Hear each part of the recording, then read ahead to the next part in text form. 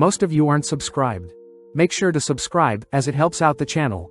Without further ado, the series starts with the kingdoms of Rofe, Paradil, Cansheep, Shoots, Sites and Missian all being absorbed by the kingdom of Ansel, ultimately making the land the Empire of Summerfirth. In the year 212, a boy calls out to his younger brother and sister, Kryze and Ren, asking them to say a final goodbye to their father, watching as their father is finally put to rest. Revealed to be Lord Ars, Ars sheds a tear, all whilst placing a flower on the burial as a final goodbye, turning to face the crowd, only to declare that he'll be in charge of the Luvent house moving forward. Flashing back, we see an everyday business worker working his boring 9 to 5, getting ready for work one day, only to suffer a heart attack. Upon waking up, our MC is confused to see a lady admiring his looks, confused as to where he is. Spotting a flying dog, our MC learns the lady is his mother, spotting his child like a reflection in a metal tray. With the year being 200, our MC Ars Luvent was born in Lamberg within the kingdom of Missian. As 3 years pass by, a maid brings Ars some tea, shocked to see the 3-year-old Ars is already capable of reading and writing.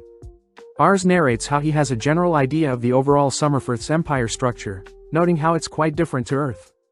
With the world being filled with magic, Ars reveals that his Luvent family is a noble household, owners of various houses within the land of Lamberg. As Ars walks around his mansion, Ars is grateful to have so many maids and cooks serve them, revealing that he has a skill that no one else has. With Ars sitting in on the house's nights sparring, Ars spots 2 men dueling, using his secret appraisal skill on Malay Crystal, noting how Milias would be better off wielding a bow. Seeing Malay unable to keep up with his training partner, Ars asks if Milias has ever wielded a bow, but Milias states that it's not manly to fight from afar. Using his adorable looks, Ars convinces Milias to give the bow a go, but upon drawing the bow for the first time, Milias is able to flawlessly hit the center of his targets. With the other knights praising Milias for his newfound talent, the knights wonder how Ars knew Milias would be good with a bow, but Ars is forced to lie, knowing that his skill is too rare to reveal, sad that he can't appraise his own skills. That night as Ars joins his family for dinner, Ars' father, Raven Luvent praises Ars for discovering Milias's bow skills, prompting Ars to scan his father's stats, amazed that his father is capable of defeating 10 men at once with his martial arts skills coupled with his outrageous prowess stat. Getting serious, Raven tells Ars that he wants Ars to continue training this instinct of his, as one day he'll inherit his father's wealth. With Ars continuing to read up and learn about the Empire, Ars realizes that the whole Empire is corrupt, with peasants beginning to fight back. Luckily nobles have been able to temporarily keep the peasants busy, but eventually the disorganized empire will be overrun with war. Fearing the horrors of war, Ars knows that with his appraisal skill, he'll be able to help out the less fortunate, suddenly running off somewhere. As Ars heads through town, Ars is greeted by all the kind villagers, who Ars begins appraising, in hopes of finding someone talented. Sadly, after exhausting his skill, Ars' eyes begin to grow tired, sitting down to rest. Just then, a man is seen being thrown out of a store, deemed Malkans by the villagers, as they are people that swam across the sea to enter the empire. Knowing that most Malkans end up becoming slaves, Ars gives the man a piece of bread, appraising the man's stats, shocked that Reitz Muses has no flaws in his stats. As Reitz thanks Ars for the food, Reitz attempts to leave, but Ars simply follows Reitz to a nearby alley, asking Reitz to become his retainer. Believing Ars is joking, Reitz is shocked to see Ars offer him such an important job. Reitz wonders how Ars knows so much about a person he's just met. With Ars dancing around the question, Reitz fears that he'll get Ars into trouble, attempting to leave once more, but Ars lures Reitz back in with the promise of rare and delicious meals. As Reitz sits at the same table as Ars is sad to see that the discrimination against Malkans runs deep, as the mansion's maids and chefs refuse to serve Reitz any pleasant meals. Annoyed, Ars moves closer to Reitz, ordering the maids and chefs to treat Reitz with respect, prompting Reitz to begin indulging in the delicious meals. Ars learns that Reitz originally belonged to a group of mercenaries, but sadly most of the members had passed away and ever since then Reitz didn't have any luck finding any jobs. With one of the butlers asking Reitz to leave, Ars intervenes stating that he wants Reitz as his retainer, telling Raven about Reitz. Ars' father flat out refuses to allow Reitz to serve Ars, stating that Malkans have never been heard of wielding skills that can rival nor surpass Summerfordians. Sad to see that his father also discriminates against Malkans, Ars asks that his father simply test Reitz, convincing his father to test Reitz himself. Ars' father states that if Reitz passes, Reitz will start off as a soldier for their family, pleasing Ars, but Ars' father coldly declares that he'll be dueling Reitz for their test. Nervous, Ars reveals that REITZ is only 14 years old, compared to his father that has years of combat experience, but Ars' father reassures REITZ that he'll be given a handicap.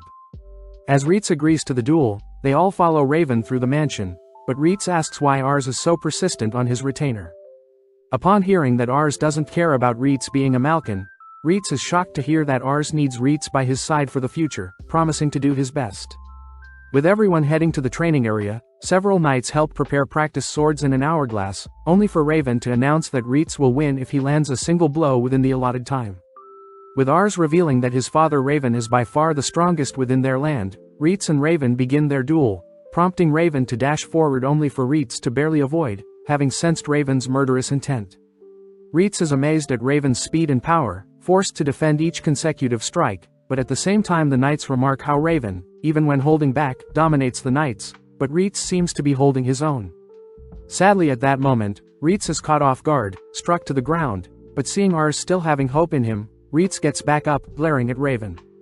Dashing forward, REITZ slips under Raven's initial slash, using a nearby window to temporarily blind Raven, only to cleave his sword at Raven from above. Sadly, Raven is able to flawlessly block the blow, but announces that the duel is over, revealing that REITZ had cut some of Raven's hair. With everyone amazed, Raven promises to recruit REITZ as a knight, amazed that Ars had once again discovered someone very talented. Raven admits that he had feared Ars would have trouble navigating the world, but is excited to see what Ars will become in the future, jokingly suggesting Ars aim for the Emperor. With the existing knights accepting REITZ as their own, we cut to REITZ all suited up, reporting that he has begun taking up chores around the house. REITZ reiterates his gratitude for Ars, promising to spend his life serving Ars. With several months passing by, REITZ is seen helping out across the mansion, helping move things around, continuing to spar with the mansion's knights, and has even begun studying. In no time, Ars had noticed that REITZ's ingenuity had risen to 89, making REITZ loved by everyone in the household within the domain, especially the maids. As Ars and REITZ studies together, Ars recaps that the continent had originally been split into 7 kingdoms, but since the kingdom of Ansel had access to other continents, it eventually overtook the entire continent, hence the birth of the Empire Summerfirth. It's revealed that the king Anathas Bidoras ultimately claimed the throne for the empire, and began his rule 203 years ago. REITZ adds that the Summerfirth Empire is slowly crumbling, as the current sovereign, Bidoras VII, is only 8 years old, and is being influenced by his corrupt retainers. It's due to this corruption that several areas had begun to revolt against the empire, something Ars knows about since his father Raven had to be dispatched to deal with. Fearing that things may escalate, Ars reasons that he needs to gather more powerful and trusted allies quickly, but Ars asks REITZ where he thinks the next revolt may occur. REITZ states that he believes the Mysian province is the most likely location, adding that the current governor, Amador Salamakai, is old and destined to pass away. REITZ reveals that the governor has 2 sons, but due to their rivalry for the throne, it's inevitable that the sons wage war against one another. Hearing this, Ars gets worried, as his father will have to intervene and pick a side, but REITZ reminds Ars that Raven won't be able to decide for himself which side he should fight for. Ars states that their home of Lamberg resides in the province of Mysian, specifically the Canair district, meaning Raven serves under the Canair headman. Deep in thought, Ars wonders how he can support his father if they were ever put on a losing fight, but just then REITZ gets excited, reminding Ars that this is their perfect chance to show how skilled they both are. With Ars and REITZ heading to town, they run into Ars' father, Raven, amazed that Raven is training harder than ever. When Raven hears that Ars plans to scout more promising recruits, Raven suggests Ars focus on recruiting magic users, which REITZ knows can drastically change the flow of a fight. Ars remembers a time when Raven had gifted him magical artifact, hoping to see Ars' magical capabilities, but was embarrassed to see Ars was non-compatible with magic. With Ars and REITZ heading to town on horseback, they make it to the town of Canair, a location REITZ states houses 50,000 people. Since the town is the capital of Canair, the town houses the Pyres family, the rulers of the Canair district. Glancing around, Ars is amazed at how wealthy everyone looks, declaring that he intends to make the people in his hometown of Lamberg rich as well. With so many people nearby, Ars begins appraising everyone, spotting various skills from various people. Sadly, after some time, Ars takes a break, revealing that although people may have talents for certain skills, if they don't have the necessary aptitudes of said skills, they simply won't be of use. As the two continue their way around town, Ars suddenly stops, spotting various homeless people hidden away within an alley. Upon seeing Ars' terrified expression, REITZ states that where there are wealthy people, there is bound to be unfortunate souls, but before Ars can say anything, REITZ cuts Ars off, reminding Ars that he can't help everyone, not yet at least. Knowing that REITZ is correct, Ars promises to strive for a domain that can welcome anyone no matter their situation, impressing REITZ, but at the same time we see someone listening to their conversation. Finally stumbling onto a market area of town, Ars is completely amazed at the variety of products, drawn towards a stand that sells dragon eggs imported from the northern continent. As Ars dreams of owning a dragon as a pet, Ars rushes to purchase several eggs, but REITZ suddenly pulls out a knife. As REITZ threatens the store owner with a knife, REITZ states that trade with the northern continent was banned recently, deducing that the eggs were possibly smuggled. Plus real dragon eggs would need high temperatures to hatch, whereas the present ones have fake spots on them, allowing REITZ to conclude that the fake dragon eggs are in fact giant lizard eggs. Seeing the store owner trying to scam his master, REITZ prepares to slay the store owner, but Ars tugs on REITZ's suit, diffusing the situation. Although Ars appreciates REITZ from protecting him, Ars notes how he better learn about these things as well, but they both stop for lunch. As Ars enjoys the variety of foods, he spots a candy store, rushing over to purchase some candy. Just then a person bumps into Ars, using the opportunity to steal Ars' wallet, prompting REITZ and Ars to pursue them. As the thief weaves through the crowd, REITZ, who is carrying Ars, speeds up, managing to grab at the thief's clothes, revealing the thief to be a young disheveled girl. As the girl heads into an alley, REITZ and Ars follow, only to spot the girl being cornered by some men who seemingly knock her to the ground. Annoyed, Ars calls out for the men to stop, prompting the men to attack Ars, but REITZ nonchalantly intercepts the strike. Pissed, REITZ dismantles the three men, scaring them off. Turning to the girl, Ars scans her stats, amazed that the girl is capable of becoming an S-rank mage, already having 65 points in leadership and 116 in prowess. Ars notes how the girl's prowess is on par with his father's, but her other stats are D-rank, meaning anything not involving magic would be a disadvantage for her. As REITZ demands the girl return Ars' wallet, Ars butts in, asking if the girl would like to be his retainer, but the girl scoffs at the idea, shooting down Ars' offer. Ars states that he knows the girl has a talent for magic, but this weirds the girl out, having never used magic before. Ars reiterates that he has an eye for finding talented people, promising to give the girl a life of luxury compared to her current life, but this only annoys the girl. The girl berates Ars for looking down on her, stating that all nobles were simply lucky to be born into wealth, pissed that Ars is acting like a spoiled noble brat. Ars cries that with the girl's help, he can build a town that can house everyone, but hearing Ars' non-realistic dream, the girl calls out Ars for simply pretending to help out people for his own benefit. Having heard enough, REITZ orders the girl to return Ars' wallet again, prompting the girl to do so. Spotting something around the girl's wrist, Ars asks who the men that attacked the girl were, learning that they work with slave traders and the girl had been captured and sold off as a slave. The girl reveals that she had managed to escape, blaming her beauty for the reason the men are hunting her down, but Ars is curious as to why the girl remains in town even after escaping. Just then several kids swarm the little girl, all crying out to Charlotte, prompting Charlotte to reveal that she can't leave these poor hungry orphans behind. Understanding the situation, Ars promises to leave Charlotte alone, but as a goodbye, Ars offers his wallet to Charlotte, who reluctantly accepts. That night, Ars stares out into the night sky, prompting REITZ to reassure Ars that Ars means good and that there is nothing to feel guilty about. Ars admits that he definitely feels powerless and too inexperienced, but just then Ars spots the orphans searching for him, telling Ars that Charlotte had finally been captured. Flashing back, we cut somewhere at night in the town of Canare, following a young Charlotte grow spiteful of the rich due to her poor circumstance. Even when Charlotte sought help, she was just thrown aside, making her realize people saw her as nothing but trash. Back in the present, her captors toss Charlotte to the ground, beating her up and scolding her for making things so difficult. Seeing this, the boss reminds his gang to not touch Charlotte's face, reiterating that her perverted buyer wants Charlotte's face intact. Just then, one of the captors notices that Charlotte has dropped a fancy-looking wallet, but this aggravates Charlotte, as she leaps to take back the wallet. Left wide open, Charlotte's head is slammed to the ground, but sadly the boss reminds Charlotte that her life is over, as she has nowhere to run to. As the boss begins making fun of Charlotte's pathetic life, we suddenly spot REITZ break through the nearest door, only to follow up by parrying and striking several of the captors down. Running in, Ars checks on Charlotte, immediately scanning the boss's stats, and demanding to know if the boss, Albert Carnier, is a slave trader. With Albert shocked that Ars knows his name, Albert deduces that Ars is a noble, grinning. Ars demands Albert release Charlotte, but Albert reminds Ars that Charlotte is a slave and can't simply be released. But when Charlotte asks Ars to stay out of her business, Ars reveals that Charlotte's eyes look empty. Ars states that Charlotte's ambition stat is at a 1, a stat that defines how much someone believes in themselves to grow. But seeing as Charlotte's is at 1, Ars get pissed, knowing that Charlotte has been living knowing she has no freedom to live. Hearing Ars's words, Charlotte narrates how she can't remember the last time she cried, stating that her life was decided from the day she was born, but in order to survive she needed to ignore her circumstances and steal. With Charlotte finally shedding tears of realization, Albert calls for the remainder of his men, having had enough of Ars interfering. Luckily, REINCARNATES nonchalantly picks one of the men up from their neck, declaring that the men will die tonight. As the men begin surrounding REINCARNATES darts back and forth, evading and slashing the men, but upon spotting several off to the side begin chatting fire spells, REINCARNATES turns his attention to them.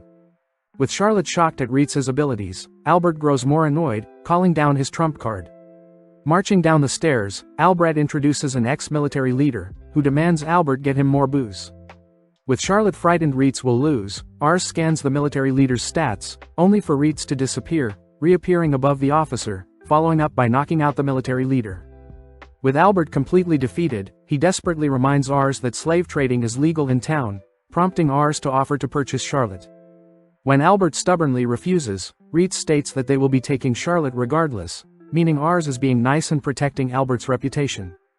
Knowing that there is nothing else he can do, Albert accepts, exciting Ars, as he reveals some people are awaiting Charlotte's return. Grateful, Charlotte asks if she can visit somewhere first, taking Ars and REINCARNATES up a steep hill, only to reveal the vast and beautiful scenery.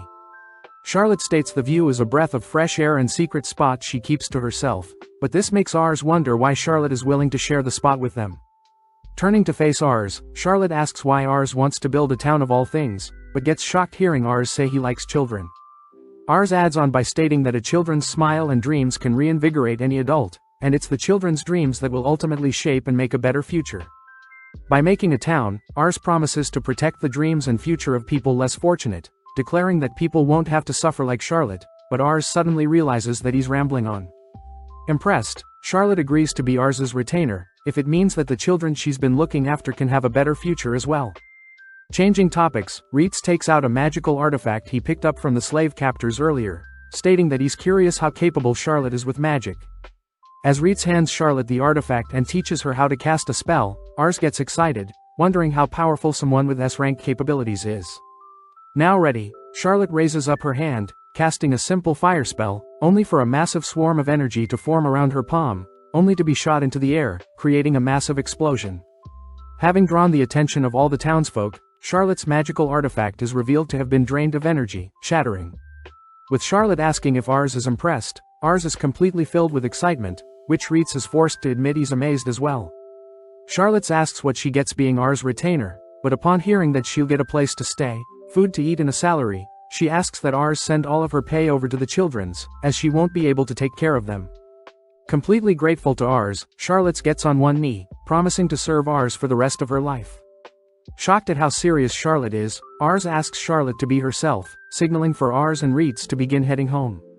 Remembering that she took Ars' money, Charlotte apologizes, but Ars tells Charlotte it was his decision, beginning to head down the mountain first. As Charlotte thinks about what Ars' future entails, we cut to Charlotte saying her final goodbye to the children she's been taking care of, all whilst Ars wonders if he can really make a great city. Knowing that he can only take it one step at a time, the three begin riding back, stopping to have a quick snack break where REINCARNATES scolds Charlotte for eating so manically, but Charlotte could care less, taking a quick nap. Upon arriving back home, Raven refuses to accept Charlotte as Ars' retainer, but upon showing off her magic prowess, Raven changes his mind, immediately welcoming Charlotte as Ars' retainer. In the year of 206, Ars greets his father who has returned from helping solve land disputes in the neighboring province of Sites. Happy to see everyone is alright and Raven was victorious, Raven acknowledges that Charlotte was the star of the show, having grown so much in only 3 years. Having easily wiped out the enemies with her powerful magic, Charlotte ultimately gained the title of Leuven's Lady of Flames, and her increase in stats ultimately gave rise to a greater mage corps for their family's army. Just then, Ars' mother greets Raven, showing Ars' new twin siblings, Kreese and Ren, to Raven. As Raven admires Kreese and Ren, Ars notes how his siblings will be vital to him in the future, But just then REITZ informs Ars that there may be more talented hunter candidates Ars can recruit. As Ars and REITZ prepare their horse Macaroni to visit the hunters outside of town, they both notice Charlotte peeping on them, but when Ars tells Charlotte that they are searching for more skilled people, Charlotte offers to join their search. As the three ride the same horse, Ars feels quite cramped, all whilst Charlotte complains about their slow pace. But REITZ says it's Charlotte weighing everyone down, for not being to ride a horse of her own. Snapping back, Charlotte points out her weight and Ars combined still isn't as heavy as REITZ, asking REITZ to get off and run behind them. Scolding Charlotte for suggesting such things, they both begin arguing who's closer to Ars, but out of nowhere a boar runs across their path, only for a stray arrow to appear, instantly slaying the boar. As two hunters approach the boar, they nonchalantly talk about their number of hunts each, but they suddenly spot Ars and his party, running over to see if everyone is okay. Scanning their stats, Ars is amazed to see the hunters have prowess of 67 and 65, with the older brother Grottos having a ranked potential for infantry whereas the younger brother Marcus has a ranked potential for archery. As the brothers take everyone back home, they are shocked to be served such delectable food, apologizing for barging in on their home. As Charlotte begins digging in, REITZ asks does Charlotte learn some table manners, but getting down to topic, the brother's father asks what Ars is doing here.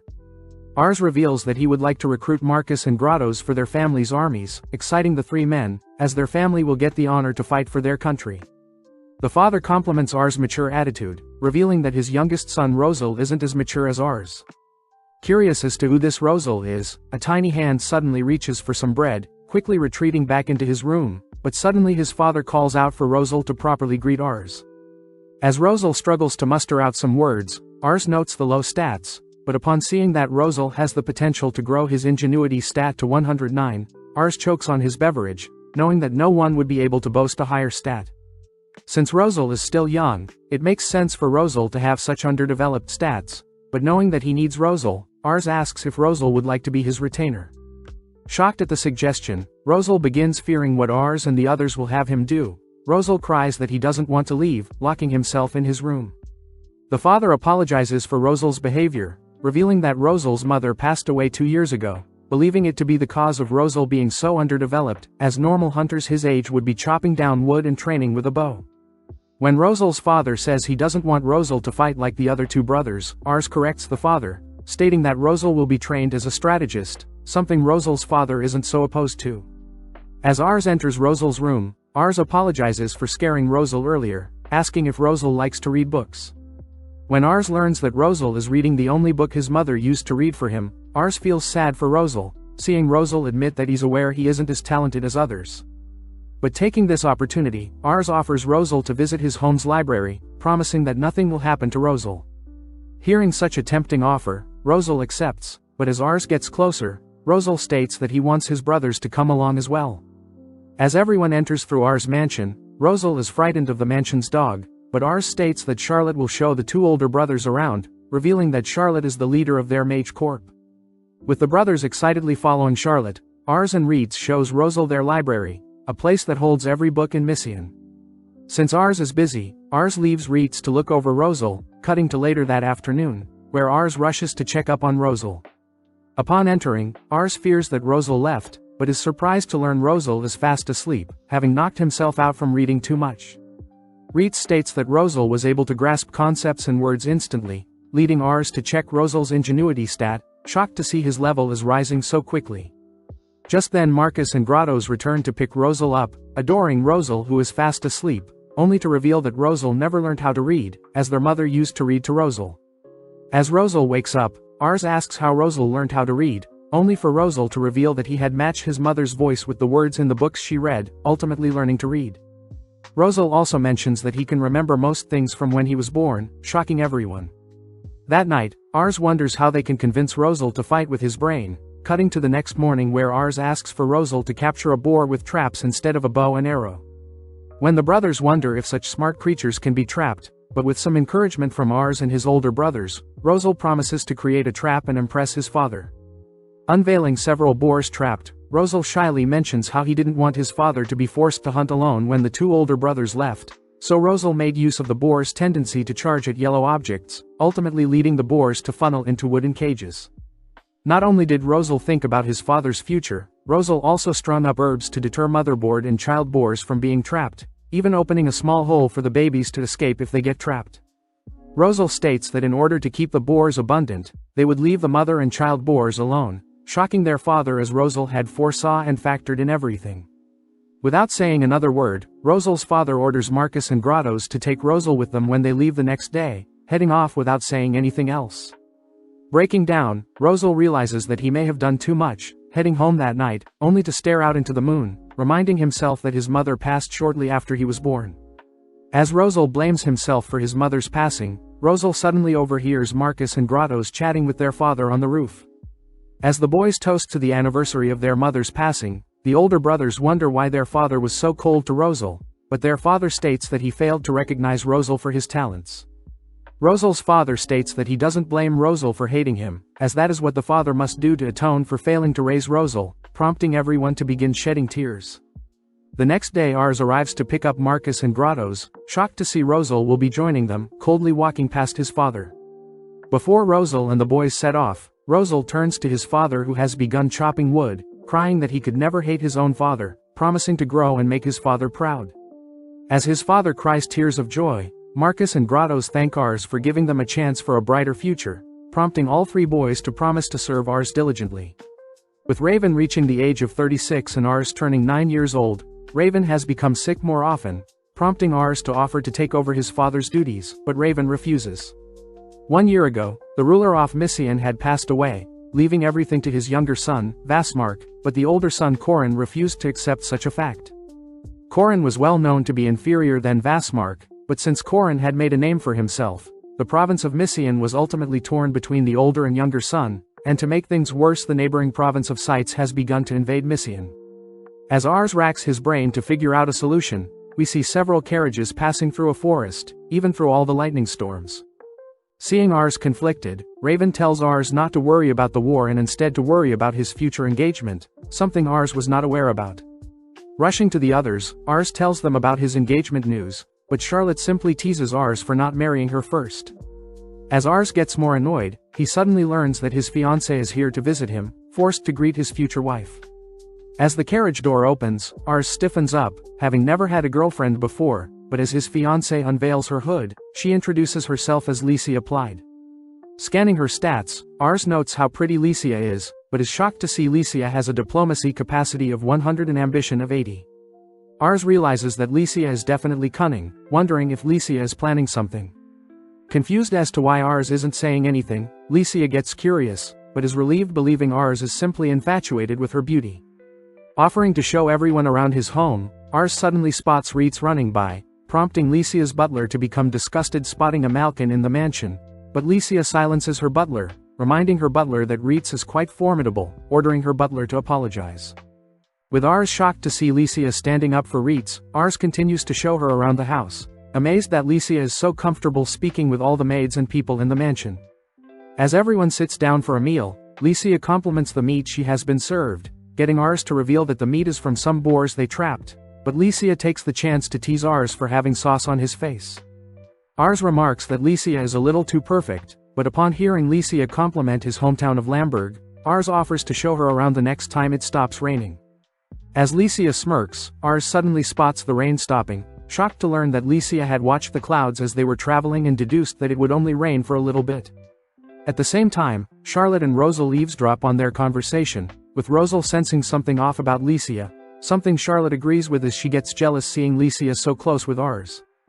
As Licia and Ars walk through town, Ars greets the townsfolk, introducing them to his future wife, but suddenly spots two men arguing.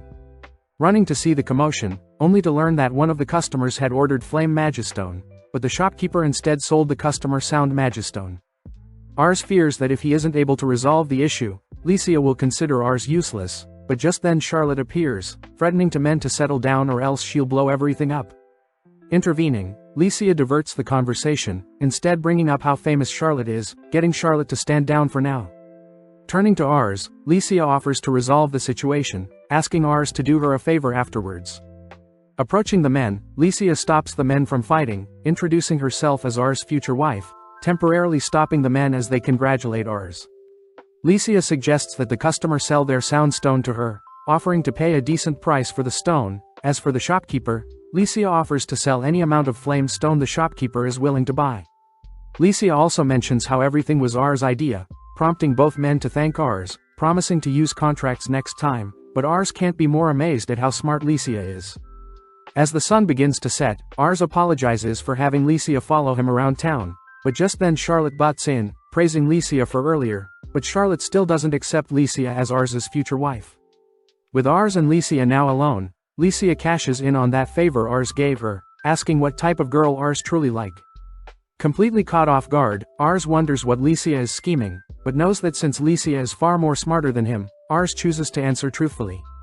Rs cries that he wants to marry someone that is truthful and honest, but without saying another word Licia and Rs head home, leading to later that night where Licia has dinner with everyone, followed by Charlotte putting on a magic show, only for everyone to head to bed. Since Licia is staying the night, Rs heads to bed early knowing that he'll have to entertain her tomorrow as well, but as he sits on his bed, he realizes that Licia had been waiting for him. Stopping Rs for screaming, Licia states that she wants to have an honest conversation with Rs, prompting Rs to serve up some tea.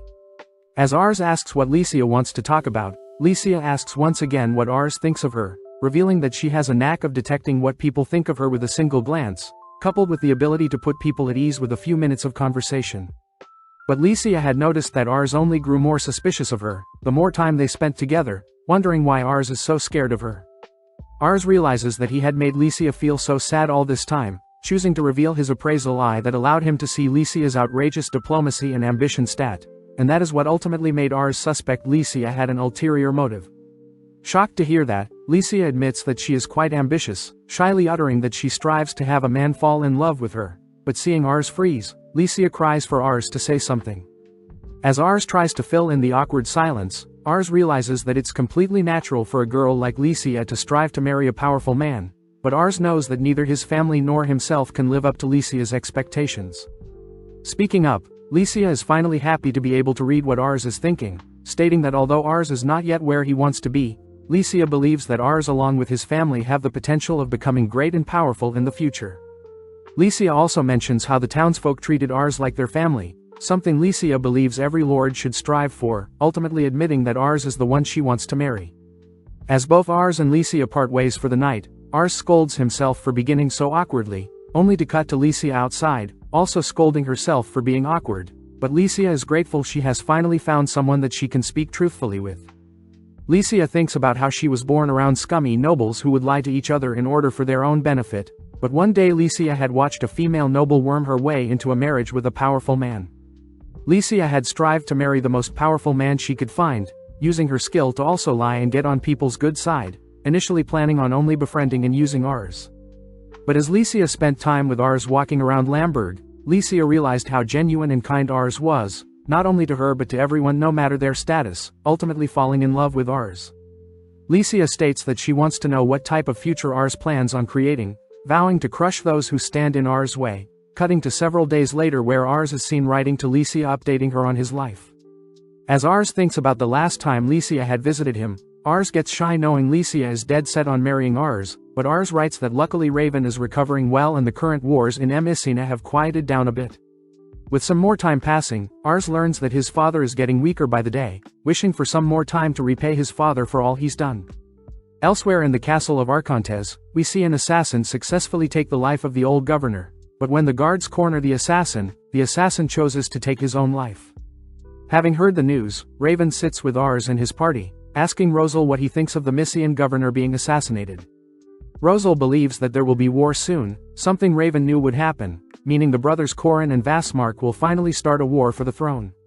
Since the lord of the Canare district, Lord Lumera, will fight for the elder brother Corin, Raven states that they'll be fighting alongside Corin as well. Raven tells Reitz to prepare the troops, expecting a letter from Lord Lumera, but as Raven tries to get out of bed, he suddenly collapses.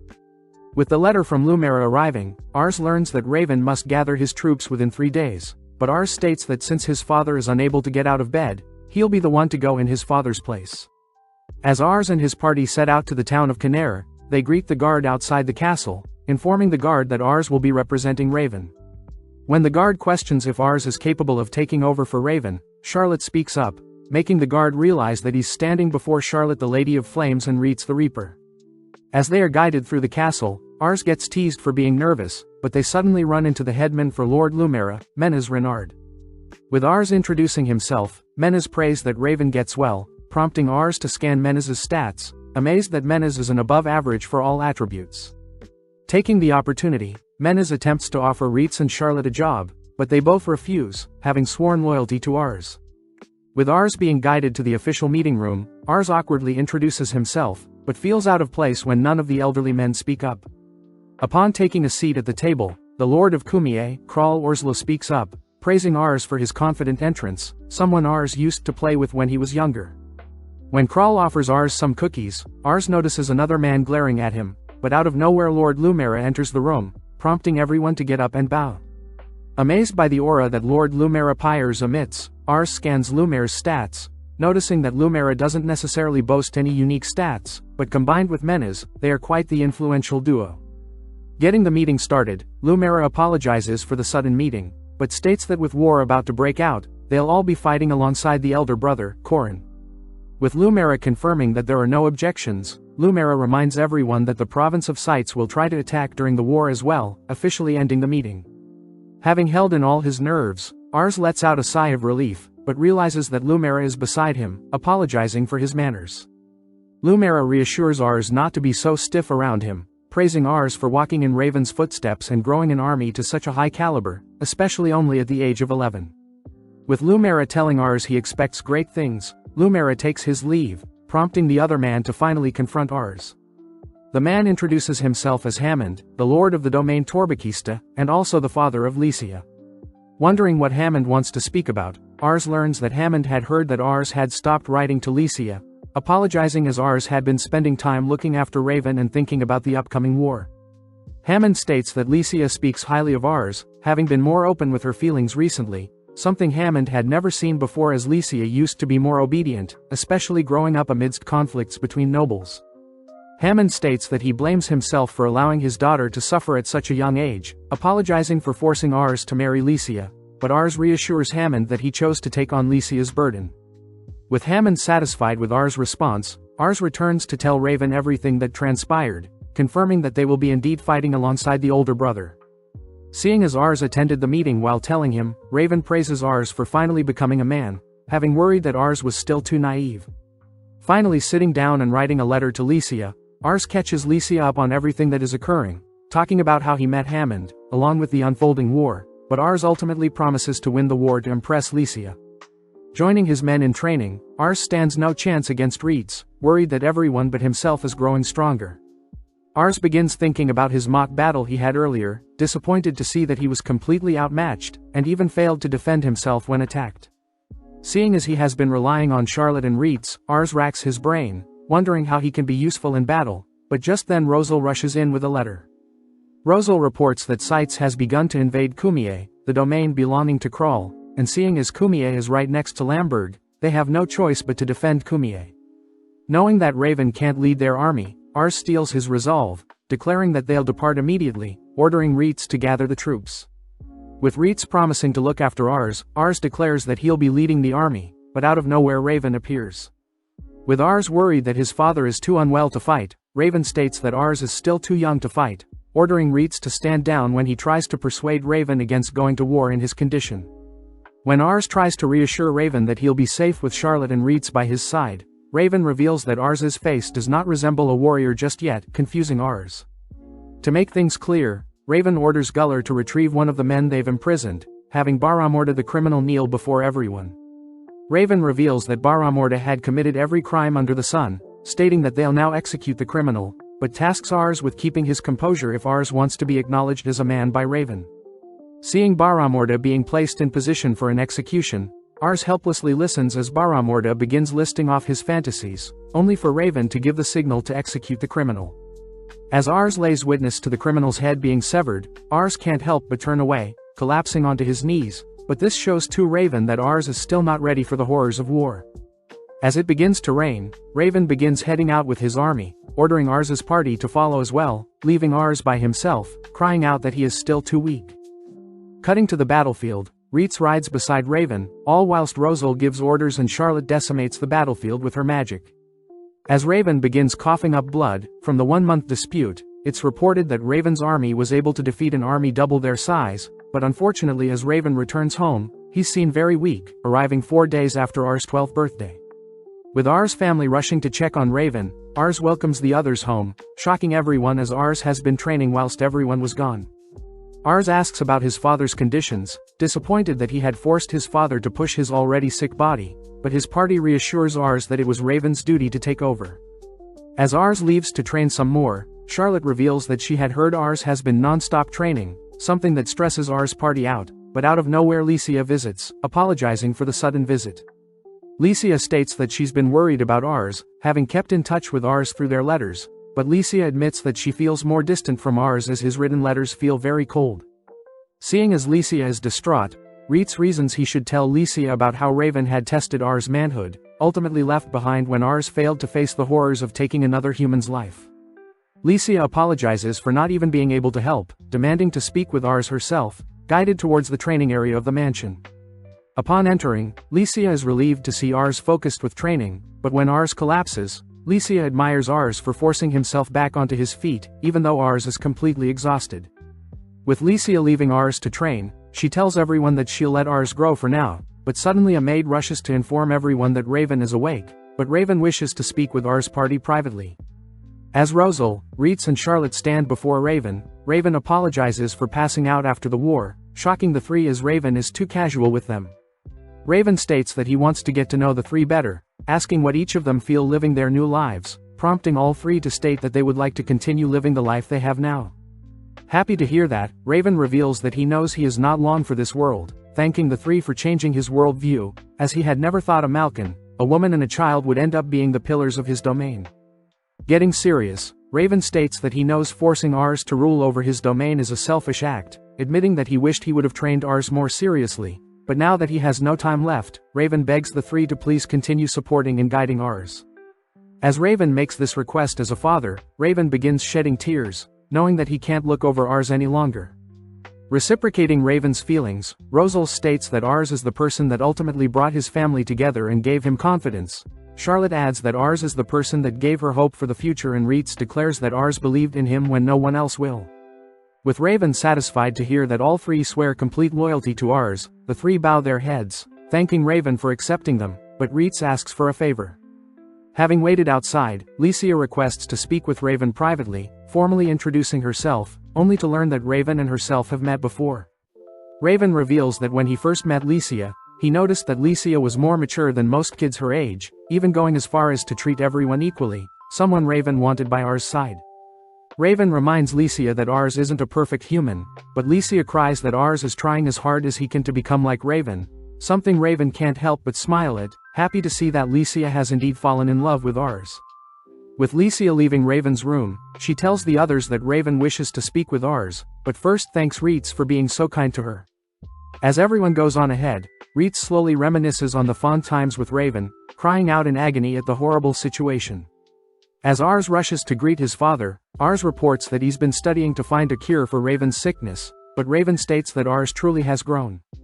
Raven reveals that he was Rs' age when he became a warrior, having grown up in a farming village in the Messina province, under the rule of a corrupt tyrant. One day Raven had run away at 10, visiting the cities, only to lay eyes on the admirable lord of the town. From that day on, Raven trained his sword skills, climbing the ranks from a soldier to a lord only to finally be granted his own domain. As Raven begins thinking fondly of his past, Raven suddenly begins coughing profusely, reminding Rs that his poor health is not Rs' fault. With Rs holding back his tears, Rs declares that he will take over Raven's duties whenever Raven wants him to, impressing Raven as he sees Rs as more prepared than ever. When Raven apologizes for having Rs be burdened by everything, Rs reassures Raven that he's grateful to be Raven's son, spending the entire night learning about his father's history. As Rs and his family sit through the night telling stories to each other, we cut to the next day where Raven had finally passed away, the 212th year of the Summerfirth calendar, where everyone sends Raven off with a proper ceremony. During the ceremony, Rs calls for his siblings, cries and Ren to say goodbye to Raven, only for Rs himself to approach his father, placing a single flower on Raven's casket. Rs declares that he knows he's not as competent as his father, but Rs promises to take care of everyone just like Raven has been, asking for everyone to support him, prompting all the townsfolk to cheer Rs on. At the same time, Charlotte remembers a time during a battle where Raven had instructed Charlotte to save her energy for when she needs to fight alongside Ars. Rosal remembers a time when Raven had instructed Rosal to take it easy and not push himself so much, especially being a child. Licia thinks back on their chat the previous night, promising to remain by Ars' side, only for Ars to officially declare he'll be taking over as master of the Luvent house, prompting everyone to kneel before their new master. That evening, we cut into town where a lady is seen drunk, overhearing some men talk about the Missian brothers' most recent dispute over the throne, demanding to know more about the dispute. With 3 months passing since Raven's death, Ars visits Raven's grave, apologizing for not meeting Raven's expectations yet, but promises he'll make his father proud with the help of his allies. At the castle of Canera, Lumera, Kral and Hammond all pray out of respect for Raven's passing, only for Lumera to declare that Ars will now take over as head of the House of Luvent. As Ars declares that he'll do his best, Kral and Hammond both praise how much Ars has grown, only for Lumera to state that Ars is now their equal. Officially starting the meeting, Lumera reveals that the older brother Corin has finalized their army, meaning that the real war will begin soon, but Menes steps up to explain extra details. Menes states that the capital of Missian, REINCARNATES, is currently under rule by the younger brother Vasmark. Menes adds that although Vasmark currently has a bigger army than their forces, Corin still controls the trading city of Semplar, meaning that the brothers are still overall even. Menes states that both brothers will be trying to convince neighboring districts to join their side, noting how Pereina, the district to the west, refuses to choose either side. Menes reveals that Pereina holds the shortest route they could use to attack REINCARNATES, meaning it is a must for Lumera and the others to convince Pereina to side with them. Lumera says he's tried to convince Pereina before, stating that he plans to subjugate the district, but not wanting to resort to violence straight away. Ars asks for permission to try their own tactics at convincing Pereina. Cutting to several days ago, Ars and his party are seen analyzing the upcoming war, but Rosal points out how suspicious it is for the Pereina to remain where they are, even though Pereina knows they are quite vulnerable to invasions. Rosal advises Ars to check out the situation in Pereina first before they mindlessly march into enemy territory, prompting REITZ to suggest they hire mercenaries by the name of Shadows, a group of talented information gatherers. Ars mentions how Pereina seems suspicious to have rejected siding either side, even though they can be invaded at any time, convincing Lumera to give Ars some time to figure out what is happening. As the gang head through town exhausted, they run into the orphans Charlotte had been taking care of, amazed that they've grown so much. With Ars greeting the ladies that owned the orphanage, Ars reveals that he had instructed the ladies to take in as many orphans out on the street as possible, satisfied to see the orphans are growing up well. Charlotte asks her kids what they'll be doing when they grow up, amused to hear one wants to join Lumera's army, one wants to work as a maid in the Canera castle, one wants to work in a bakery and one wants to work on a farm in Lamberg. When the kids thank Ars for giving them a home, Ars reveals that Charlotte donates her salary to the kids every time, making Charlotte proud seeing that orphans now have a home to grow up in. Charlotte admits it was the right call to leave the kids in town, seeing as the capital has far more opportunities than if Charlotte housed the kids in Lamberg. Out of nowhere Licia appears, having been visiting the castle of Canera, but having heard that Ars was in town, Licia came to visit Ars. Ars thanks Licia for coming, but notes how he's not mentally ready to speak with her yet, but Licia admires Ars for creating a home for the less fortunate orphans.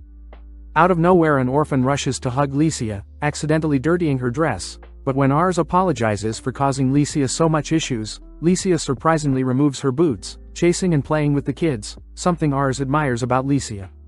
As the gang stay the night at the orphanage, Licia asks what Ars has planned, learning that REITZ has managed to get in touch with Shadow, and Ars plans to negotiate with them tomorrow.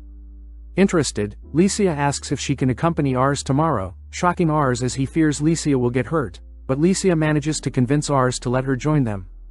When Ars promises to pick Licia up the next day, Licia reveals that she'll be staying with Ars at the orphanage, scaring Ars, as Licia wants to share a bed with Ars, but this manages to wake Charlotte up, annoyed at how close Licia is getting with Ars. As REITZ rushes to report something to Ars, REITZ is shocked to see Charlotte and Licia fighting over Ars, but when Rosal tries to leave them alone, Rosal gets dragged into sharing a bed with the three, all whilst REITZ manages to escape. As the girls greet Ars the next morning, Ars and Rosal note how they failed to get any sleep, but suddenly REITZ notifies Ars that he's received a message from Shadow. With Ars and his party thanking the orphanage for the hospitality, they part ways with the kids, all spotting Charlotte proud of what she's helped build. Ars asks where they'll be meeting with Shadow, learning that their meeting point is outside of town in a bar, impressing Ars as REITZ had managed to make contact with them. REITZ reveals that his old mercenary group used to do work with Shadow, as REITZ's group specialized in frontline combat whereas Shadow focused on recon work. Hearing that Shadow also partakes in intelligence, espionage and assassinations, Ars gets terrified, but REITZ is more worried about Shadow's leader, having heard the leader was replaced by a younger bloke. Ars learns that the younger person has made Shadow the greatest they've ever been before, interesting Ars and Licia, but REITZ states that Shadow only takes jobs that interest them and money isn't the only factor. With the gang entering the bar, several female workers immediately swarm Ars, adoring how cute Ars is, but this annoys Charlotte and Licia. At the same time, an employee refuses to serve Ars and his party, stating that they're full at the moment, but REITZ rebuttals with a code phrase, prompting the employee to assign Ars and his party a table in the back. As the gang sit down, they all notice other customers glaring at them, but they decide to ignore everyone and order some food while they wait for Shadow to arrive. Beginning to scan the surrounding customers, Ars deduces that Shadow might be hiding amongst the crowd, but when Ars goes to order something from one of the waitresses, Ars suddenly freezes. Having scanned the waitress's stats, Ars apologizes, choosing to order some juice, only to head to the bathroom, but Licia knows Ars is acting strange. Calming himself down, Ars checks to see if his appraisal skill is working, but wonders why his eye assessed the waitress as having a prowess of 92, an ingenuity of 90 and is in fact a 22-year-old man. Out of nowhere, the waitress drags Ars into a nearby room with a knife, demanding to know how Ars knows he's the leader of Shadow. Luckily REITZ arrives, disarming and freeing Ars only to threaten the leader for attempting to harm Ars. The leader praises Ars for calling in backup, but Ars notes how he didn't, revealed to be Licia who asked REITZ to save Ars. Stepping up, Licia shames the leader for trying to harm Ars, suggesting that the leader help them out, but the leader refuses, wondering why he simply can't just kill everyone here and flee. Licia reveals that she knows the leader wouldn't be able to escape now that REITZ is here, but as Ars shakes seeing how serious everyone is, the leader asks what if he manages to escape, prompting Licia to state she'll devote her entire life hunting the leader down. Breaking into laughter, the leader admits that Licia has got him cornered, asking Ars how he knew who he was, but doesn't trust Ars when Ars says he has an appraisal eye. To prove it, Ars calls the leader Mazik, a name the leader threw away a long time ago, now going by the name Fam. Now convinced of Ars' skill, Fam agrees to take on any job Ars has to offer, stating that he knows Ars is quite interesting based on how much REITZ and Licia respect Ars. As Fam asks to speak more privately in the back, Ars thanks the two for saving him, learning that Licia had deduced the waitress was Shadow's leader based on Ars' shocked expression. As they all head to a more private room, Ars asks Fam to investigate Pereina, surprised to hear that Fam will take 1 gold for the job, agreeing to meet back within 5 days. Back with Charlotte and Rosal, Charlotte is seen devouring the food, both wondering why Ars' bathroom break is taking so long. As the trio return to the table, Ars tells Charlotte and Rosal that they just had a meeting with Shadow, surprising Charlotte as she wanted to meet Shadow herself. Just then, Fam appears in his waitress disguise, serving Charlotte and Rosal, only to leave without the two realizing that Fam was Shadow, something that terrifies Ars. Several days later, Ars and REITZ reunite with Fam, wondering where Fam's other workers are, shocked to hear that Fam took on Ars' job alone. Ars notes how Fam's overwhelming skills overrides his mediocre leadership skills, as people around him consider him the leader out of respect.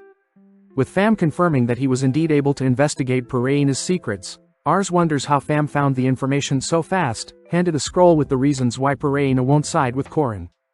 Opening up the scroll, Ars realizes that it contains all the signatures of the nobles who have sided with the younger brother Vasmark, noticing Pereina is among the few. Additionally, Ars spots the Massa district as well, a district west within Mysian and has a large population housing powerful infantry like the capital of Mysian, Archontes. REITZ mentions how they were told Massa had agreed to side with the older brother Corin just like Ars, but for some reason the scroll shows that Massa is now with Vasmark, implying that Massa had betrayed them. Ars knows that if they choose to invade Pereina, since Massa is right beside Pereina, Massa would simply use the chance to counter their invasion. Fam suspects that Pereina had already decided that siding with Corin is a losing battle, especially with Massa siding with Vasmark, but REITZ asks if Fam can reveal how he got the scroll, not 100% trusting Fam. Fam states that he doesn't share how he investigates things with anyone, reassuring REITZ that the scroll is authentic, but this prompts REITZ to glare at Fam. Understanding the situation, REITZ apologizes for doubting Fam, but Fam says it's fine since it's all business. With Ars amazed at Fam's ninja skills, Ars tries to pay Fam the rest of the money he owes, but Fam tells Ars to keep the money, apologizing for attacking him the other day. Grateful, Ars promises to do more business with Fam in the future, heading out to inform Lumera about Masa's betrayal. That night, Ars shows Lumera the document, surprising Lumera as Masa had always spoken highly of Korin. Knowing that they must act quick, Lumiere has Menes show Torbakista and Kumie the document, thanking Ars for his hard work. As Lumera asks Ars to help speak with Korin himself, Menes suddenly notices something off with the scroll, noting how the Masa seal doesn't seem authentic. Heading into a separate room, Menes shows off Masa's original seal, noting how the one on the document is similar but not exact. This leads Lumera to believe that Masa's seal was forged, tricking Pereina into siding with Vasmark. Lumera reveals that Menes has a unique skill that allows him to discern fine details, something Ars was not aware of since his eye doesn't allow him to see a user's stats. Ars wonders why someone would trick Pereina, but REITZ and Rosal deduce that the enemy plans to use Pereina to buy some time. REITZ mentions how if they invade Pereina without Masa will fall, but this will buy the enemy enough time to acquire the Explosion Magistones. Lumera reveals that Explosion Magic Stones are rare gems that can only be found within 3 districts, one of which being Pereina. Since the gems are very rare, having the ability to give mages powerful destructive spells can even be used to craft catastrophic weapons, meaning that Vasmark plans to use the chaos of Pereina being invaded to mine as much Explosion Magistones as possible.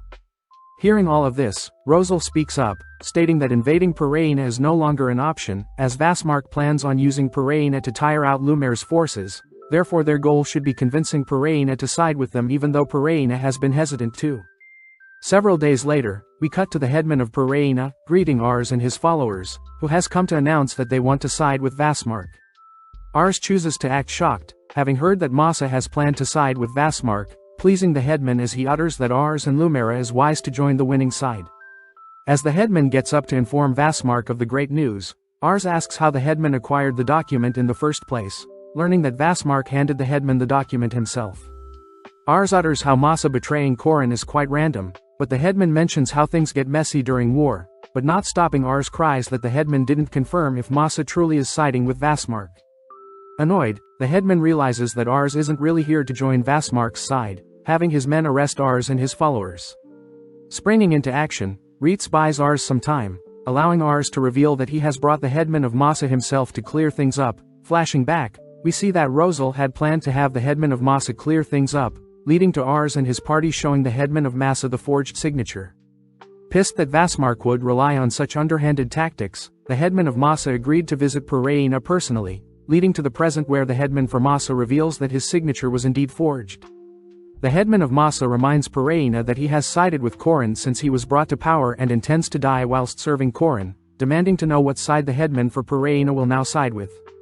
The headman for Pereina admits that he should side with Korin now, afraid that Korin won't accept him after his betrayal, but the headman for Masa states that he's aware that both Masa and Pereina simply wants what is best for the citizens, forgiving the headman of Pereina for the betrayal but allows Ars to make the final decision. Surprised, Ars states it was a simple mistake, happy that the headman of Pereina figured out the truth before any unnecessary bloodshed. As the headman reports his realliance with Korin to Lumera, we cut to Ars telling his father about everything that transpired, happy to report that Pereina is now sided with Korin, but was shocked to what that Vasmark had still managed to acquire some Explosion Magistones. As Rosal and REITZ join Ars, they mention how cold it is, making Ars realize something. Staring off into the sunset, Ars thanks REITZ and Rosal for always staying by him, grateful to hear that REITZ and Rosal plan to serve Ars for the rest of their lives. Just then a maid informs Ars they have a visitor, surprised to see Lumera and Menes is here to pray for Raven. Out of nowhere, Lumera reveals that Lord Korin wants to speak with Ars, terrifying Ars as Korin is a powerful figure, but with Rosal and REITZ encouraging Ars, Ars musters up the courage to meet Korin. Back at the mansion, Charlotte wonders what dress she should wear for the upcoming party, horrified to hear that Ars and the others have left. Following the carriage transporting Ars and his party, Rosal wonders if they should have left Charlotte behind, but REITZ reminds Rosal that they don't really have a choice. As REITZ checks on Ars is clearly shaken up, completely stiff at the thought of meeting Korin, especially since Korin could become the next governor of Missian. Calming his nerves, Ars asks why they are meeting Korin at a party, learning that Korin is holding a party with powerful nobles all across his city of Semplor. As Rosal notes how Corin probably plans to raise morale before war, Ars states he must not mess up at such an important event, but upon glancing out the window bear witness to the lovely trading city of Semplor. Spotting the castle above a hill, along with the ocean and hundreds of carriages, Ars states that he'll make Lamberg as vibrant as Semplor one day, reminded by REITZ that the party will be a great opportunity to get his name out. With the party beginning, Ars and his group march alongside Lumera and Menes, trying to keep a straight face, but can't help overhearing several nobles gossiping about a child amongst their ranks. Just then, Lumera is stopped by several nobles, impressing Ars as Lumera is just as influential as Ars had imagined. Taking the chance, Lumera introduces Ars, impressing the nobles as Ars is so young to be a lord just like them.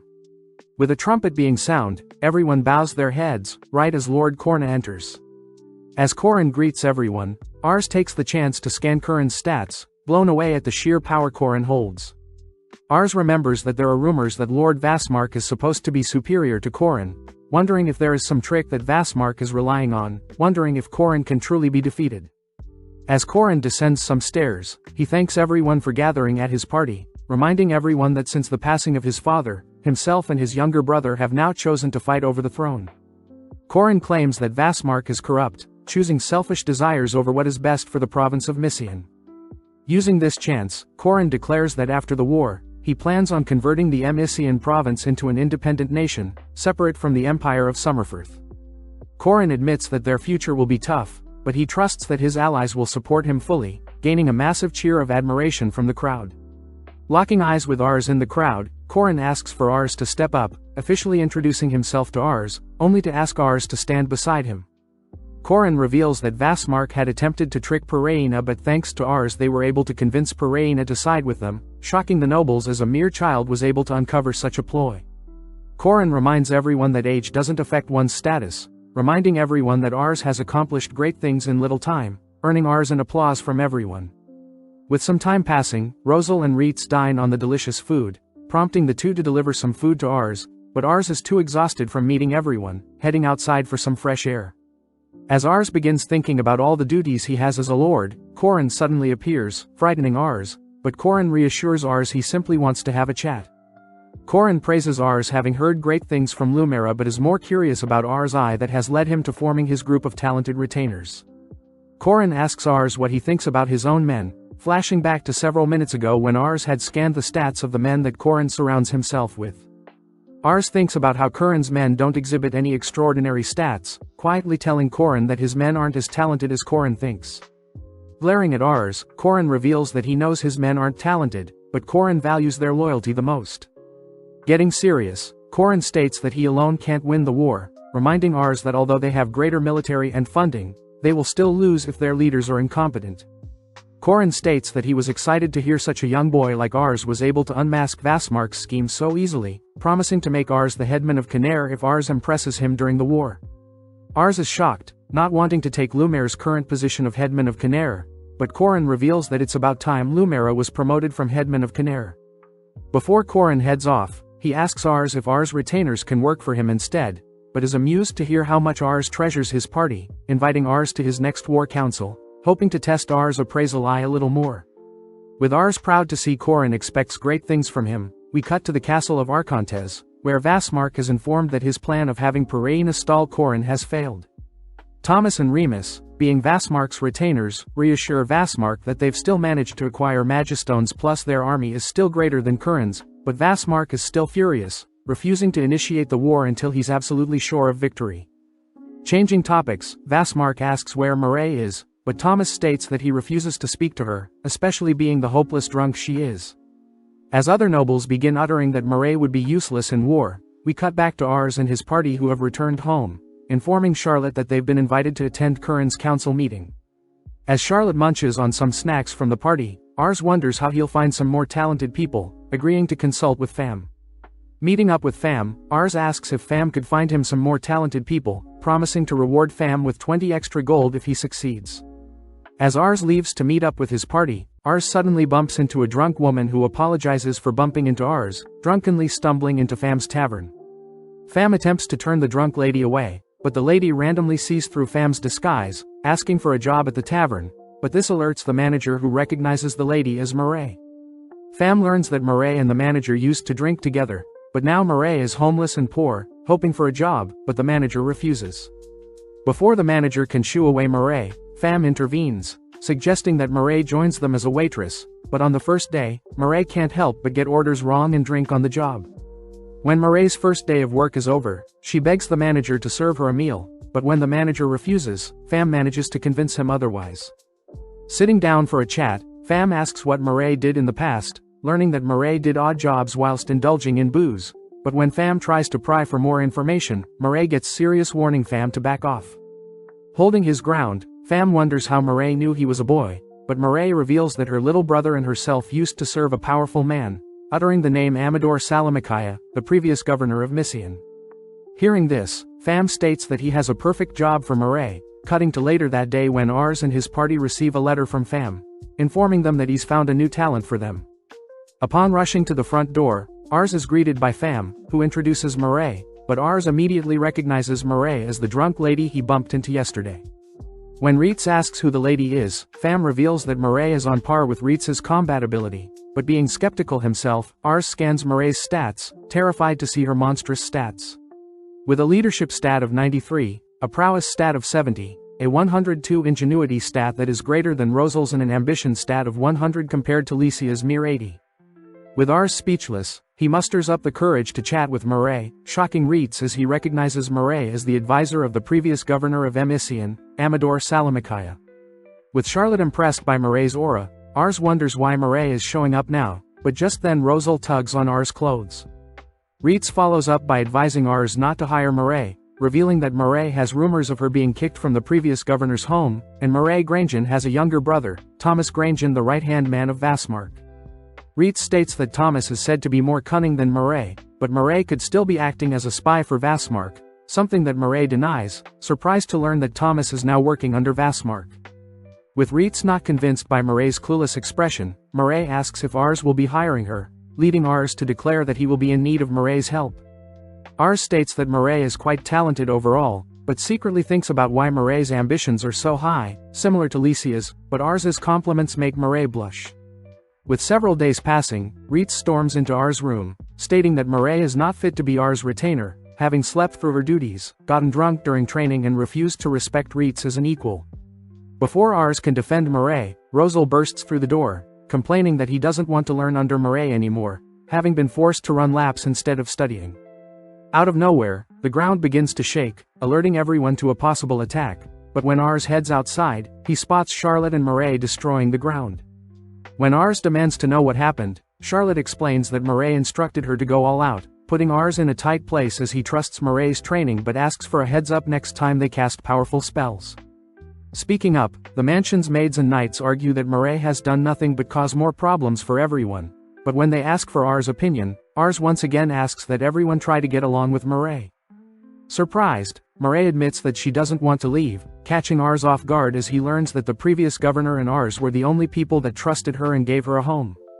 Seeing as there is doubt regarding her abilities, Murray suggests they have a mock battle, to prove her usefulness as a retainer, but this scares Ars as everyone is curious as to how strong Murray truly is. Gathering his troops, Ars wonders why Lycia has joined them, surprised to hear that Lycia came right away upon hearing that Ars was holding a mock battle.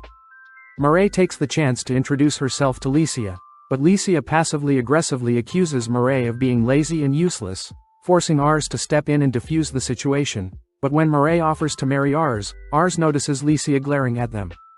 Cutting to the chase, Ars explains that their mock battle will consist of 2 teams of 50, with the battle being held in the eastern region of the nearby forest until sundown and the team with more kills will win. Ars adds that a team can win by wiping out all the soldiers or simply taking out the enemy general, and that wooden swords will be used, with a kill being acquired when a soldier is struck in the head or chest. Seeing as Charlotte's fire magic would be too dangerous, Ars forbids the use of fire magic, handing Charlotte some vials of sound and light magic instead. Annoyed, Charlotte uses the vials straight away, but this leads Ars to announce that he'll be joining Murray's team to test her skills, but gets surprised seeing everyone else refuses to join Murray's squad. With Ars' party also choosing to face off against Murray, one of the older soldiers assigns some newbie soldiers onto Murray's team, something Murray is completely fine with, but Ars terrified seeing how much everyone despises Murray for drinking before their mock battle.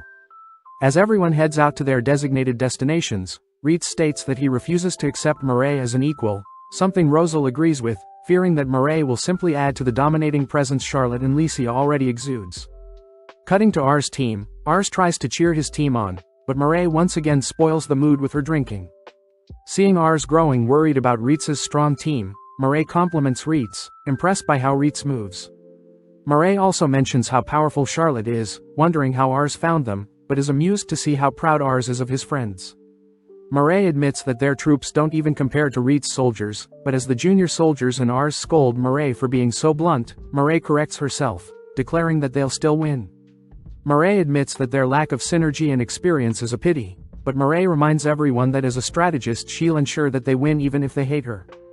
With a crowd of spectators spotting Rs's team's smoke signal to start the duel, we see REITZ's team has already prepared for what Rs's team may try. REITZ reminds everyone that they suspect Rs's team will try several long-range attacks and ambushes, therefore their strategy is to simply meet them head-on and outpower them. REITZ reveals that himself and Rosal will follow the same path in two separate groups, and when Rosal's group is targeted for being the leader, Rosal will signal for help and REITZ will use the chance to counterattack. Cutting to Licia amongst the spectators, Licia praises REITZ's and Rosal's clever plan, wondering how Murray and Rs will overcome their enemies. With REITZ and his men heading through the forest, they suddenly hear Rosal's signal, rushing towards the sound, but upon seeing some rustling in a nearby bush, they're surprised to spot a mage from Murray's team all alone. When the mage asks to join REITZ's team, REITZ gets skeptical, but gets intrigued when the mage offers to reveal Murray's plan. The mage explains that Murray planned to have Rs and the junior soldiers convince REITZ that their mansion was being attacked, guiding REITZ towards the training area, only for Rs and Murray to take the chance and isolate Rosals and defeat the leader. With everyone surprised that Rs would follow such a bold tactic, REITZ calls out the mage for lying, knowing Rs to be way more honorable than that, but seeing as she has been caught, the mage admits that she was simply stalling for Murray. The mage admits that she despises Murray, choosing to reveal Murray's actual plans, stating that the plan is to lure REITZ towards a location and the mage will signal with some sound magic to ambush REITZ's party. As the mage hands over her wand to REITZ, REITZ immediately orders for his men to detain the mage, discovering a second wand hidden on the mage. When the mage tries to act innocent, REITZ's glare forces the mage to admit that she had always planned to betray REITZ, but REITZ does thank the mage as REITZ now plans on heading to the location and countering Murray's ambush. With REITZ and his men rushing towards their destination, they're worried about Rosal being left alone, but suddenly REITZ spots several of R's soldiers waiting out in the open. Giving the signal, REITZ and his soldiers rush R's army, but they realize they've been tricked. Appearing out of nowhere, Rs compliments Murray's scarecrow trick, but they suddenly spot REITZ pissed, prompting Murray to pick up Rs, dashing away as REITZ's anger forces him to blindly chase after the duo. As the crowd watching atop the hill cheers on REITZ, Rs gets worried seeing REITZ and his arms slowly catching up, but Murray isn't concerned. Sensing something off, REITZ has some of his men speed up, but Murray had set up several traps, tripping, catching and binding some of REITZ's men. With Rs impressed by Murray's clever traps, Rs spots REITZ escape from Murray's traps, even more pissed as REITZ and his men are now more passionate than ever. Seeing as it's almost time, Murray has Rs plug both their ears, followed up by several sound magic that erupts across the forest. With all of REITZ's army temporarily paralyzed, REITZ hones in on the surrounding, barely spotting Murray and Rs only to continue his chase. Impressed that REITZ and his army is still on their tail, Murray notes how she still hasn't received a signal from their remaining squad yet, but at the same time on the hill Lucia gets jealous seeing how close Rs is to Murray, but wonders where Rs remaining squad is. Elsewhere in the forest, we see Charlotte escorting Rosal, but Charlotte wonders why they're walking further away from REITZ. Rosal deduces that REITZ must have rushed off due to an emergency, therefore their best course of action is actually to stay hidden until REITZ can sort out the things on their end. Out of nowhere, some of R's armies appear, signaling to Rs that they've found Rosal with some light magic, but Rosal notes how only half of R's army is with them. With Rosal ordering for his small army to attack, Rosal's knights begin to get cocky, seeing as they'll easily pummel the younger knights, but out of nowhere the younger knights reveal that the remainder of their army have Rosal's party surrounded. With the younger knights now overwhelming Rosal's army, Rosal realizes that Murray and Rs is all alone, cutting to Murray where she utters that REITZ and Rosal will most likely form groups of their own. Therefore Murray plans to lead REITZ and his men far away from Rosal, allowing for all of the younger knights to overwhelm Rosal and Charlotte. With Rosal realizing that they'll eventually lose, Charlotte takes the lead, dragging Rosal away as the older knights stall. Charlotte states that they have to meet back up with VIDZ, therefore they too must stall until VIDZ takes out Murray, casting several sound spells to temporarily stun the younger knights. Hearing another large bang, Murray smiles now knowing exactly where Charlotte and Rosal are, but VIDZ is confused as to why Rosal is so close to them, cutting to Charlotte who has knocked herself out whilst disarming some of the younger knights. With Rosal forced to flee from the remaining younger knights, Licia realizes that Murray had perfectly laid a trap, not only leading VIDZ away from Rosal, but also placing Rosal right in front of her, a magnificent plan that Licia rushes to see the conclusion of. At the same time VIDZ finally realizes Murray is heading towards Rosal, crying that he refuses to lose, but Murray simply speeds up all whilst Ars struggles to hold on. Thinking of all his memories with Ars, VIDZ refuses to let Ars down, managing to slowly close the gap, but at that moment Rosal is seen in the distance running towards Murray. With no other choice, VIDZ orders Rosal to continue running towards them, promising to defeat Murray, but out of nowhere Ars releases several explosive spells to distract VIDZ. Holding back the pain, VIDZ powers through the smoke, readying to strike Ars down, but as everyone comes to a halt, it's revealed that Murray managed to strike Rosal first before VIDZ could land a hit on Ars. Seeing Murray nonchalantly celebrating, Ars is amazed at how powerful and smart Murray is, officially announcing that Murray's team managed to defeat VIDZ's team. Hearing his soldiers bicker about Murray using underhand tactics, VIDZ scolds his army for not taking the battle seriously, reminding his men that during war there are no rules. VIDZ admits that it was ultimately his fault that they lost, stating that he plans to accept and learn from Murray's battle experience, something Rosal agrees with. Manning up, VIDZ calls out to Murray, apologizing for underestimating her, prompting Rosal and Charlotte to join in. Happy to hear such things, Murray admits that she was amazed to see VIDZ surpass her own speed, noting how Charlotte would have easily wiped their team if she went all out, but most importantly Murray praises Rosal for putting distance between himself and VIDZ, as any more time would have resulted in VIDZ catching up and Murray's defeat. Finally Murray turns to Ars, blown away by the talent that Ars had gathered, suspicious of what Ars has planned for the future. Shyly, Ars reveals that he first wants to create a domain that will welcome anyone and can survive the horrors of war, surprising Murray as realizes Ars prefers avoiding war where possible. Hearing Ars' ideals, Murray suggests that Ars become emperor, suddenly reminding Ars of when Raven had also suggested that Ars would need to become the emperor if Ars wanted to ensure peace was brought across the continent. As night falls, Ars holds a party for their mock battle being a success, leading everyone to enjoy some delectable food and drinks outside the mansion. Amongst the crowd, Murray is seen out drinking several men, all curious as to what type of drinking monster Miriel truly is, but taking the opportunity the soldiers ask if Murray could train them. Surprised, Murray reveals that VIDZ's training regimens are already as effective as possible, meaning Murray has nothing more to teach as VIDZ has already shaped everyone into above-average soldiers. Off to the side, Murray spots Rosal replaying the mock battle, realizing that if he had trained to run like Murray had instructed him to, VIDZ and himself would have won the mock battle. Murray confirms Rosal's hypothesis, reminding VIDZ that although a strategist doesn't need to be as strong as normal fighters, a dead strategist is as good as useless. With Rosal declaring that he'll train harder, Charlotte suddenly collapses onto Rosal, pinning him to the ground. But seeing as this is the perfect chance, Murray asks that Charlotte light several spells behind Rosal to encourage Rosal to run faster, terrifying Rosal. Seeing everyone getting along with Murray, Licia apologizes to Ars for getting jealous at how close Ars was to Murray, but Licia states that she now accepts Murray as an ally. With Ars deep in thought, VIDZ suddenly marches towards Ars, prompting Licia to give the two some space, but VIDZ takes the chance to apologize for failing to lose the mock battle. When Ars tries to cheer VIDZ up, VIDZ scolds himself for failing to meet Ars' expectations, but Ars reminds VIDZ that they still have time to grow even stronger. Seeing Licia finally chatting with Murray, Ars continues to wonder how strong Murray is, but wonders what VIDZ thinks about Ars being emperor. Without skipping a beat, VIDZ states that he completely agrees with Murray, promising to carve a path and support Ars all the way. With the next morning arriving, Ars promises to keep Licia updated as Licia returns back to her hometown, but at the same time Murray is scolded for slacking on the job as usual. The season ends with everyone more motivated than ever to improve, suddenly hearing that Ars and his party have all been summoned to Curran's War Council meeting, something Ars hopes to conquer with his new talented group of retainers. Picking up from the previous season, we follow Ars and his party as they all ride towards the war meeting, but Ars can't help but ask Charlotte and Murray to stop messing around. Seeing the girls enjoying the scenery, Ars gives the girls some space, checking on REITZ and Rosal.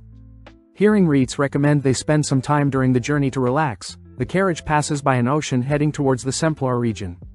Seeing as Charlotte has never seen the ocean before, the gang decided to stop and dip their toes in the sea, but when Mireille sees Charlotte acting all cute, she can't help but tease Charlotte. Charlotte takes the chance to ask about the places Mireille's traveled, learning that Mireille's been to volcanic, snowy and even ancient biomes, something that intrigues Charlotte. Joining them, Ars promises to take the gang all over the world once the world is over, all spending more time in the ocean, but when Charlotte fires off a spell into the ocean to hunt fish, the gang are forced to flee the scene. Having finally arrived at Castle Semplar, the gang arrive at the meeting area for the war meeting, but the other lords pay no attention to Lord Ars since he only mounts a remote piece of land. Spotting Lumera and Menes, Ars is so happy to see familiar faces, making some small talk, but out of nowhere Corin himself appears to greet Ars. Seeing Mireille with Ars, Corin can't help but voice his surprise, having not spoken with Mireille ever since she rejected Curran's offer to join his army. Mireille states that she only came because of Ars, impressing Corin as he appreciates Ars for convincing the almighty Mireille to join them. Seeing all the chatter, the other lords remind Corin that Mireille is siblings with Vasmark's right-hand man Thomas, fearing that Mireille will betray them. Silencing the skeptics, Corin states that since Ars trusts her, they should all as well, especially since Mireille served the previous governor before he was assassinated. Starting the meeting, Corin recounts that their current army numbers 110,000, but the enemy houses 20,000 more. Since their side has Semplar under control, they'll have more access to resources, but rumor has it that most neutral lords are siding with Vasmark due to the enemy's talented commanders. Seeing as neither side has a major advantage, Corin declares that they want to finish the war as fast as possible. Speaking up, a lord suggests they conquer Bertudo first, seeing as it's one of the three great cities alongside Semplar and Arcontes. The lord suggests that they overpower Bertudo in order to seize more land and convince more neutral lords to join their side, rallying votes from other lords. Although Ars thinks it's a fine idea, Ars checks to see his party's and Curran's expressions, all agreeing that they can definitely do better. Turning to Mireille and REITZ, Ars asks that they both speak their minds, prompting Mireille to insult the lords for agreeing to such a basic attack. As Corin stops the lords from insulting Mireille, Mireille reminds everyone that Thomas is quite a perfectionist when it comes to schemes, only acting upon a plan with 100% success rate. Having seen the lords speak, Mireille predicts that the enemies would win 70% of the time. Before the lords can say anything, Mireille explains that the moment they march their army towards Bertudo, the enemy will immediately invade Semplar, forcing their forces to be split between defending Semplar and invading Bertudo. Scolding the lords for arrogantly underestimating the enemies, Corin praises Mireille for shooting down such a basic plan. Mireille calls for Rosal to offer up his plans, but upon seeing that a mere child will create a battle strategy, the lords grow agitated. Laying out his strategy, Rosal states that attacking Bertudo isn't a bad idea, but they should guarantee that Semplar isn't invaded when they're gone. Rosal suggests that they scare the enemy by having Paradil threaten an attack from the north, shocking Corin. Hearing this, the lords state that Paradil is loyal to the imperial family, therefore they won't be picking sides. Countering, Rosal states that they can bribe the emperor to sway Paradil onto their side. The lords fear that the emperor can't be bribed with mere money, but REITZ butts in, reminding everyone that the emperor is a teenager surrounded by corrupt retainers, therefore they need to bribe the retainers making all the decisions for the emperor. Having laid out everything, Mireille praises Rosal for his genius plan, something Corin agrees with as he declares that they'll all be following Rosal's plan. Putting Ars in charge and Lumera to assist, Ars can't help but garner glares from all the lords in the room, but the gang head out to celebrate a job well done. During the meal, Ars can't help but stress at the thought of failure, but is relieved as he says REITZ will handle the negotiations with the emperor. Sadly, REITZ suggests someone else, knowing that he'll be discriminated against by royals. Seeing as no one else is willing to do it, they all head to visit Lycia, greeting Hammond as well. Before Ars can divulge any of the specifics, Lycia drags the boys in to hold a celebratory welcome. Wrapping up the party, REITZ apologizes for showing his presence in front of a lord, but Hammond reminds REITZ that since both Lycia and Ars respect REITZ, he is welcome in his home anytime regardless of race. Elsewhere, Lycia shows Ars a gorgeous view of her town, revealing that Ars has inspired her to interact with the townsfolk more often. Before Lycia can pull any moves on Ars, Lycia suddenly remembers something, taking Ars to a greenhouse only to show off all the flowers she planted gifted by Ars. Seeing as this is the perfect time, Lycia asks why Ars is visiting, stating that she will decide what Ars wants from here without her father intervening. As Ars asks Lycia to negotiate with the Emperor, Ars is surprised to hear Lycia gladly accepts, but asks for something in return. Happy to reward Lycia with anything, Ars is shocked to hear Lycia ask Ars to marry her after the war, but seeing as Lycia has helped out so much, Ars apologizes for not manning up sooner. Turning the question around, Ars instead asks Lycia to marry him now, knowing that he'll need her by his side throughout the war, bringing Lycia to tears.